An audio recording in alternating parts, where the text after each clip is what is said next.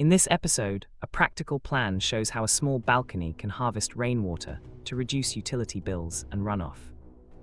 Real-life example, Mia saves 40 gallons weekly by a $20 barrel and a simple diverter, cutting municipal water use.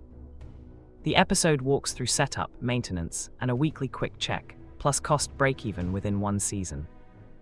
It also shares a reminder to protect plants with a simple filter and prevent mosquitoes. By trying one small water-saving habit today, viewers join a growing movement that lowers bills and protects local streams.